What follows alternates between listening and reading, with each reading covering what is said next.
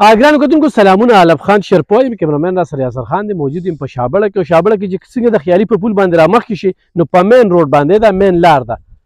دا مین لار د شابړې کلي ته تللې ده او د خیالي په پول چې راشي خو په هغه اړخ راځي، په پړانګو راځي نو عموما اسانه ده. درې څلور لارې دي خو دا په مین لار باندې دا خو وګورئ جي دغه دا لار چې کومه ده کورونه هغه ځای کې وګوره. دا یو کور دی وګورئ، دا کور چې کوم دی نو ګر برای فروخته.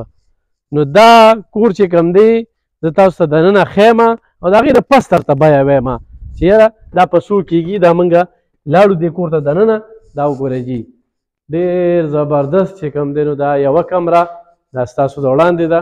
کمره دننه وښایه چې خو ښکلي سیلینګ هم پکې شوی دی او ورسره چې کوم دی نو راشه اټیچ باتروم هم دی ورسره او اټیچ باتروم سره سره چې کوم دی نو بره پکې غټ سټور هم دی. ښه غټ سټور هغه هم پکې شته دي.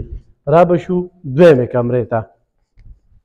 نو دویمه کمره هم چې کومه ده ښه زبردست ده، شیلینګ پکې شوی دی. دا وګوره دا ستاسو د وړاندې دا وګورئ او دا وګورئ جي دې کې کچن هم جوړولی شي او کمره کولی هم شي. دا نه چې صرف په کچن ښه دا درېیمه کمره.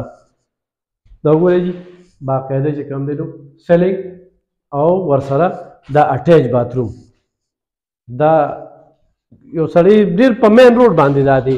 ښایي پوړی چې کومې دي دا وګوره ښه دا خیڼ پمپ چې کوم دی یا پکې شروع دي.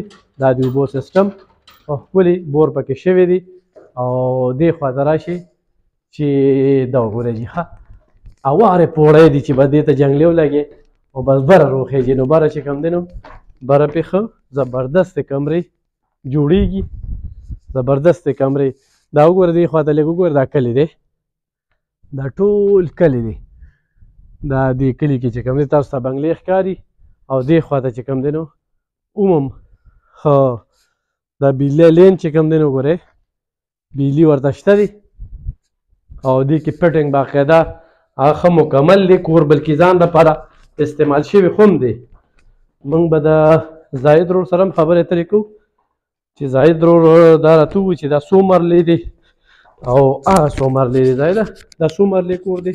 دا په باندې 15 مرلې. په باندې 15 مرلې او هغه بل کور چې خیالي کې یو په کوم عمر لري هغه عمر لري په کوم عمر لري. دا په باندې 15 مرلې. په باندې 15 مرلې. دا دوه کمرې دي. دې قیمت څه دی؟ د 30 لک روپۍ ډیمانډ. 30 لک ډېر ښه. دې کې موږ پلاټ چې کوم دی هغه پرې شو هم طرف نه په دې باندې خپل تقریبا هر څه راغلی بجلی پوره سپورټ ټول ار سی سی لنټر دی ټول هغه تر بلاک پکې نه استعمال شوی او سیلینګونه وغیرہ خرچې مرچې ټول موږ په دې خپل 30 لک روپۍ څه کم زیات یا 500,000 کم یا 6,000 کم یا 10,000 کم څخه خوشاله باندې 30 لک روپۍ برابر شوی. صحیح. ما ګرانو کتونکو سړی دې کې نو هغه دې وخت کې موږ ضرورتمند کې دي چې موږ دې خاطر مو کوو. صحیح.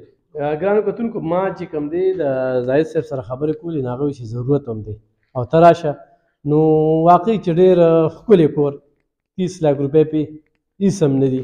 نن سبا چې یوه کمره جوړی نو یوه کمره باندې چې دا واچې نو ښه کافي په یو کمره باندې چې داسې سیلینګ هم پکې وي نو څه 6 لک پورې پې خرچه راځي. برنډه چې کومه ده تاسو وینئ او ښکلې برنډه ده. برم فټنګ هر یو سیز شوی دی. په دې چې کومې نمبر دي په نیغه پې رابطو کې د چام لګي څه د پاسه 15 مرلې کور دی او یو کچن دوه کمرې ورسره اټیچ باترومونه دواړو کمرو سره دي.